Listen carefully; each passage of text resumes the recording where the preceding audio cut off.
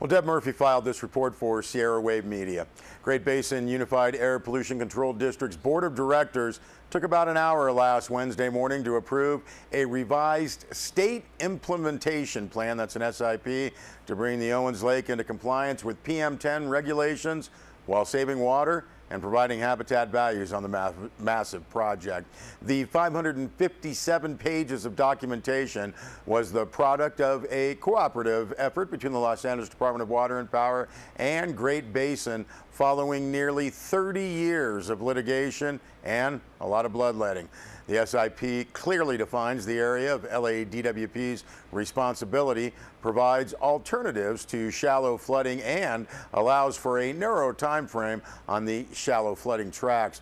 The advantages for Great Basin and air-breathing residents of the Owens Valley, well, the district has equally well-defined protocols for enforcement. Great Basin Air Pollution Control Officer Phil Cadieux provided the backstory, starting with water diversions in the Los Angeles aqueduct that turned the lake bed into a dust bowl 102 years ago. In 1987, the lake bed was found to be not in compliance with federal PM10 emissions. 11 years later, LADWP was required to fix it.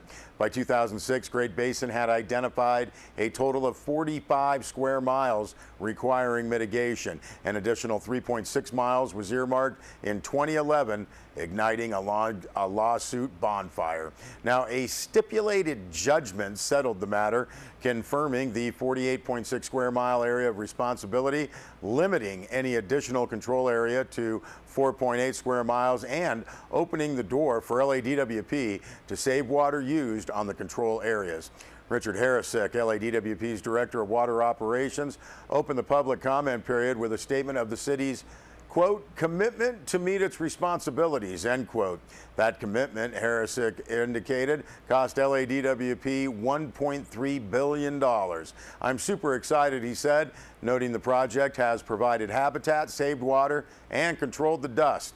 Both agencies are happy, Harrisick said. The dust is settled. And County Board Chair Matt Kingsley found Harrisick's comments encouraging after a history of multiple lawsuits. Former Air Pollution Control Officer Ted Shady commented as a private citizen. After reviewing all the documents, Shady said, "Nothing was lost, nothing is missing. I approve on behalf of the air-breathing public." Shady also credited those who came before, including his predecessor, Ellen Hardebeck, and Great Basin attorney Brian Lamb. Board member Mary Rawson made the motion to approve the SIP and accompanying documents. With minor changes, the motion's passed. Now, in a press release issued by Great Basin, Cadieux stated more than 75,000 tons of dust per year have been controlled with dust mitigation implementation at Owens Lake, making this the largest air pollution project in the history of the United States. The plan will now be submitted to the California Air Resources Board and the Federal Environmental Protection Agency for approval and adoption. Now, while not directly related to the SIP, Keeler residents complained of progress to reduce dust off the Keeler dunes, specifically the placement of straw bales that created lumpy dunes rather than rolling dunes. Bales abandoned in and around the community were also blamed for an increase in dust mold, allergies, and mice.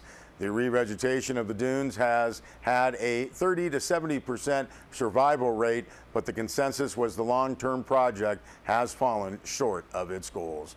Now, during the board reports, Jeff Griffiths noted it was important for LADWP to extend the spirit of cooperation.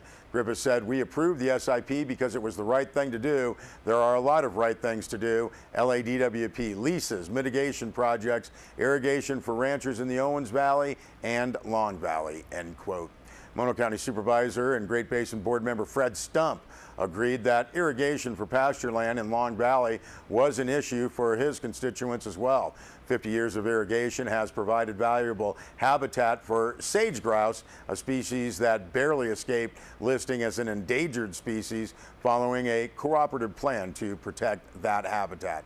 Now, following the board meeting's closed session, board members, staff, and others got a tour of Owens Lake. Now, Deb Murphy was also there for that and noted that politics were left behind at last Wednesday afternoon's tour of the Owens Lake Dust Mitigation Project as Air Pollution District board members and staff joined Los Angeles staff and interested parties to get a first-hand look at the 110 square miles of controversy. The tour was celebratory, showing off dust control methods that were once tests and are now codified in the just approved state implementation plan. Alternatives to water-consuming shallow flooding to control the nation's worst PM10 emitter were introduced 17 months ago with an agreement between LADWP and Great Basin Unified Air Pollution Control District. The tour got a look at tracks recently tilled into rows running perpendicular to the north-south wind patterns. The furrows expose heavier soils to the winds. Currently, 3.1 square miles of the lake bed are tilled with shallow flooding as the backup. The final stop was the Owens Lake Trail Center, which is scheduled for its grand opening here in just less than 2 weeks. You can see Deb's full story on that tour on SierraWave.net. Well, during its annual meeting in Providence, Rhode Island, the Organization of American Historians presented Manzanar National Historic Site Barracks exhibit with the prestigious 2016 Stanton Horton Award for Excellence in National Park Service History, which is given annually to recognize excellence in historical projects for, by, and with the National Park Service, and is intended to honor projects, parks, or programs that make the NPS a leader in promoting public understanding of and engagement with American history.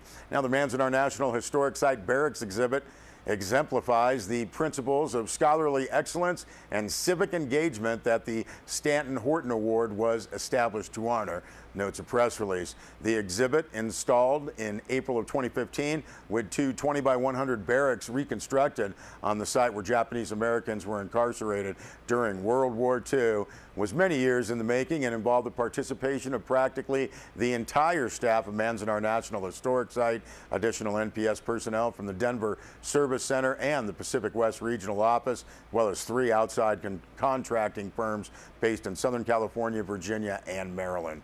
Now, the press release notes, more important, the exhibit incorporates original archival and oral history research with the families of individuals who experienced life in the barracks 7 decades ago, and in many cases with the individuals themselves.